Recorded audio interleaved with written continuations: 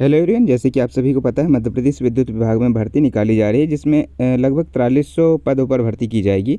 जिसमें आज की वीडियो में हम बात करेंगे आयु, शैक्षणिक योग्यता, परीक्षा पाठ्यक्रम क्या क्या रहेगा और किन किन पोस्टों के लिए क्या क्या एलिजिबिलिटी रहेगी, शैक्षणिक योग्यता क्या क्या रहेगी, एजुकेशन क्वालिफिकेशन, उस पर हम बात करेंगे।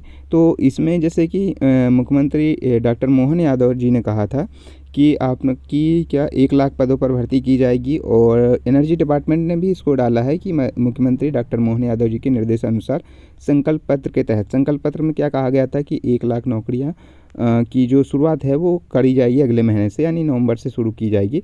तो अब देखना होगा कि इसकी भर्ती नवंबर में, क्योंकि प्रोसेस चालू हो जाएगी 3 माह में कहा गया है कि 3 माह में कंप्लीट कर ली जाएगी। यानी अगर नवंबर से भी होती है तो आपका दिसंबर, जनवरी, फरवरी तक में आपको नियुक्ति इसमें मिलने की संभावना पूरी है, अगर मैं इसी जैसे कहे अनुसार होता है तो। और 4300 पदों पर भर्ती जो है की जाएगी, है ना।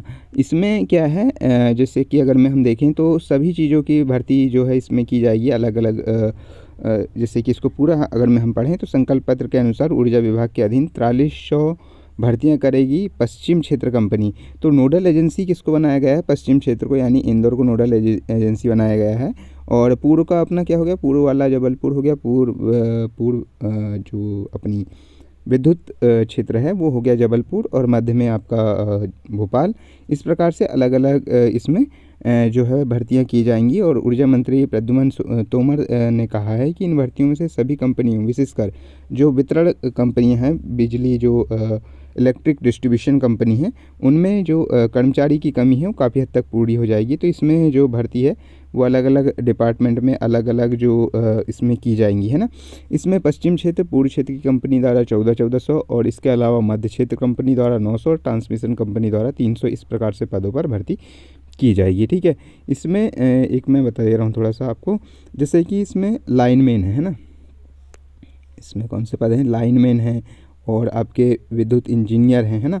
तो जैसे विद्युत लाइनमैन है तो इसमें तो देखो आपका आईटीआई इलेक्ट्रिशियन मांग सकता है, और आपके साथ इसमें जो इलेक्ट्रिकल में जो डिप्लोमा किए होंगे आपने, है ना, जो पॉलिटेक्निक करते हैं तो उसका मांगेगा, है ना।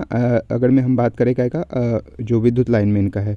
जूनियर इंजीनियर की बात करें तो विद्युत जूनियर इंजीनियर बोल रहा है, तो इसमें आईटीआई डिप्लोमा ही, सॉरी आईटीआई नहीं रहेगा इसमें जो पॉलिटेक्निक डिप्लोमा है वो रहेगा, है ना। जहाँ तक बात है असिस्टेंट इंजीनियर की, तो असिस्टेंट इंजीनियर में अब किस चीज़ में असिस्टेंट इंजीनियर मांगता है, क्योंकि उसमें सिविल, मैकेनिकल और इलेक्ट्रिकल के भी पदों पर भर्ती की जाती है। तो अभी के लिए हम ये मान सकते हैं कि इलेक्ट्रिकल के बीटेक है तो आप उसमें एलिजिबल हो सकते हैं। लॉ ऑफिसर का, तो लॉ ऑफिसर में वही एलएलबी आपका होना चाहिए, है ना।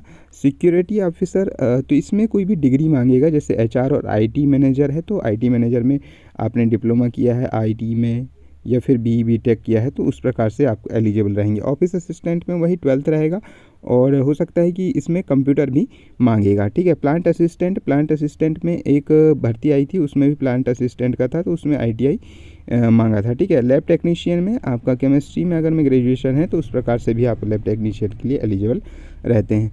इसमें फिर सिविल इंजीनियर है तो इसमें वही आपका डिप्लोमा जो है वो रहना चाहिए आपका सिविल से, अगर मैं आपने बीटेक भी करा है तो। ये मिनिमम क्वालिफिकेशन में मैं बता रहा हूँ। ठीक है। मेडिकल ऑफिसर में आपका मेडिकल ऑफिसर किस लेवल पर मांगता है? अगर मैं नर्स के लेवल पर मांगता है तो आपका बीएससी नर्सिंग और जो जीएनएम है वो होना चाहिए।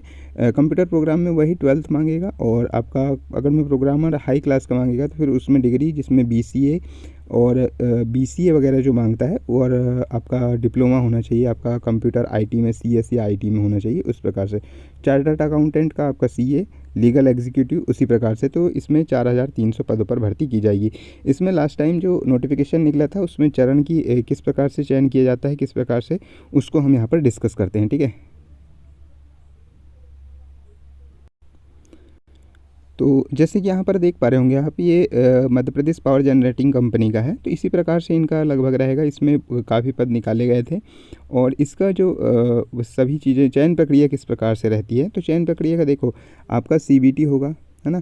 सीबीटी होगा, उसमें आपके 100 अंक का होगा, है ना, जिसमें 1 अंक का एक होगा, और इस 100 अंक में क्या होगा, आपका 75 जो भी है आपका विषय से होगा, और आपका 25 का जो होगा नॉन टेक होगा। नॉन टेक में सामान्य ज्ञान और अभिरुचि से आधारित होता है। ठीक है। कंप्यूटर आधारित परीक्षा होती है जो मध्य प्रदेश के राज्यों में, मध्य प्रदेश राज्य के विभिन्न शहरों में जो है आयोजित की जाती है ना। इसमें जो ई प्रवेश पत्र और इस टाइप से आवेदन शुल्क इस प्रकार से रहेगा अगर मैं नोडल एजेंसी इंदौर बनाएगा वो, है ना, तो कुछ छूट अगर में रह सकती है। बाकी अगर मैं इसी प्रकार से अभी तक पीजीसीएल का जो इतिहास रहा है, तो इसी प्रकार से जो फीस है अच्छी खासी लेते हैं वो लोग, है ना। उसके बाद आवेदन नोडल एजेंसी अगर मैं उसको बनाता है तो फिर वो उसी हिसाब से एमबीजीसीएल या फिर आपका जो एमपी ऑनलाइन के माध्यम से भी आवेदन जो है हो सकते हैं, ठीक है। इसके बाद में ये कुछ प्रमाण पत्र वगैरह हैं कि आपको 10th होना चाहिए, ये होना चाहिए, वो होना चाहिए, है ना। इस प्रकार से रहेगा। कुछ योग्यता की बात कर लेते हैं। जैसे एक मैकेनिकल के अगर मैं जूनियर इंजीनियर की निकलती है तो जूनियर इंजीनियर का भी दिया हुआ है उसमें, है ना। तो जूनियर इंजीनियर का अगर मैकेनिकल का निकलता है तो मैकेनिकल में क्या होना चाहिए आपका नियमित जो रेगुलर है डिप्लोमा बीटेक इस प्रकार से होना चाहिए। अब इसमें बीटेक तो होना ही चाहिए, लेकिन उसके साथ साथ इसमें क्या बोला है, जैसे आप जनरल कैटेगरी के हैं, है ना, जनरल कैटेगरी के हैं या ओबीसी के हैं, तो आपका जो सीजीपीए है या परसेंटेज है वो कितना होना चाहिए, 65% होना चाहिए। इस प्रकार से बोला गया है ना। और नियमित कर्मचारी हैं तो 60% न्यूनतम होना चाहिए। अब देखना होगा कि देखो अभी तक तो निकाला गया है तो उसमें मांगा है कि 65% से अधिक ही होना चाहिए। अब इन वैकेंसी में कैसा करता है वो देखने वाली बात होगी। बाकी सभी में इसी प्रकार से मांगा गया है। और जैसे अनुसूचित जनजाति जाति यानी कि SC ST को 55% यानी 5.5 CGPA जो है उसके समतुल्य भी है तो वो चल जाएगा, है ना। इलेक्ट्रिकल में भी इसी प्रकार से बोला गया था, इलेक्ट्रॉनिक्स में भी इसी प्रकार से बोला गया था और सिविल के भी इसी प्रकार से बोला गया था। तो अब देखना होगा कि जो ये 4300 पद आ रहे हैं इसमें जो एजुकेशन क्वालिफिकेशन है, शैक्षणिक योग्यता, उसमें परसेंटेज को कितना वो करता है कि 65% ही मांगता है या फिर इसमें मात्र डिप्लोमा आपका है तो उससे भी आपका काम चल जाएगा, ठीक है। तो ये देखने वाली बात रहेगी। बाकी अभी के लिए इतना ही है कि भाई आपका डिप्लोमा भी है तो वो भी एलिजिबल रहेगा। लेकिन ये इससे पहले जो निकली थी वैकेंसी उसके बारे में मैं यहाँ पर डिस्कस कर रहा हूँ, ठीक है। फार्मासिस्ट की भी निकली हुई है, उसमें दिया हुआ है। तो फार्मासिस्ट में भी आपके 65 होना चाहिए, आपका 12th होना चाहिए साइंस से, और उसके बाद में आपने B.Pharma D.Pharma जो भी किया है उस प्रकार से आपका रहना चाहिए, है ना। स्टाफ नर्स में भी वही है कि आपका BSc वगैरह रहना चाहिए और 65% से ऊपर रहना चाहिए तो आप भर सकते हैं। बाकी एज की यहाँ तक बात करें तो एज में काफ़ी रिलैक्सेशन रहता है। तो 40 साल तक अगर में आप जनरल के हैं तो वो भर सकते हैं। आपके अगर में तो 40 साल एज बहुत होती है ना। तो ये एज तक आप भर सकते हैं। उसके बाद में देखी जाएगी कि भाई एज रिलैक्सेशन वगैरह जो भी है आपका, तो 40 साल तक आप भर सकते हैं। एज में छूट वूट वगैरह भी दिया हुआ है यहाँ पर, उसमें भी दे दिया जाएगा। तो नवंबर तक हम उम्मीद कर सकते हैं कि इसमें डिटेल नोटिफिकेशन आएगा। इसमें एक और चीज़ मैं थोड़ा सा यहाँ पर बता दे रहा हूँ, चयन प्रक्रिया। तो चयन प्रक्रिया इस प्रकार से होगी कि ऑनलाइन जो भी है MP ऑनलाइन के माध्यम से कराते हैं या ESB के माध्यम से कराते हैं या फिर PGCL जैसे होता है डायरेक्ट, तो हो सकता है कि नोडल एजेंसी इंदौर को बना दिया गया है तो वो अपने स्तर पर जो भी है एग्ज़ाम करा ले, है ना। तो वो देखने वाली बात रहेगी। लेकिन कैसे होगा, तो इस प्रकार से होगा कि ऑनलाइन आवेदन संबंधित जो CBT होगा, कंप्यूटर बेस्ड टेस्ट, उसमें क्या होगा जो मध्य प्रदेश राज्य के विभिन्न शहरों में आयोजित की जाएगी।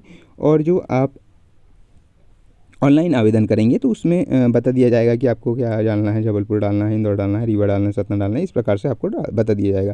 कंप्यूटर आधारित परीक्षा जो है 100 प्रश्न पत्र की होगी, जिसमें एक प्रश्न का 1 अंक होगा और ये जो है मल्टीपल चॉइस क्वेश्चंस होंगे, है ना, बहुविकल्पी होगा। और परीक्षा में 75 अंक संबंधित विषय के होंगे। जैसे कि आपका लाइनमैन का है ना, तो लाइनमैन मांगेगा कि ITI डिप्लोमा होना चाहिए आपके पास में या डिप्लोमा होना चाहिए। तो ITI में क्या होना चाहिए, इलेक्ट्रीशियन से संबंधित है तो भाई आपका इलेक्ट्रीशियन में बेस मजबूत होना चाहिए। तो 75 मार्क्स जो हैं आपके ट्रेड के रहेंगे। उसके बाद में शेष जो 25 रहेंगे उसमें सामान्य ज्ञान में आप मध्य प्रदेश का भी ले सकते हैं। और अभिरुचि तार्किक योग्यता की आप बेसिक जो आपका मैथ्स है और रीजनिंग है ना, वो चीज़ें पूछेगा इसमें। तो बेसिक चीज़ें पूछेगा और सामान्य ज्ञान से संबंधित बेसिक क्वेश्चंस रहेंगे। तो ये हो गया 75 नंबर का, ये हो गया। और 25 नंबर का सामान्य ज्ञान, अभिरुचि, तार्किक योग्यता, ये सभी चीज़ें रहेंगी। और इनके लिए समय जो रहेगा आपका 2 घंटे का रहेगा, है ना।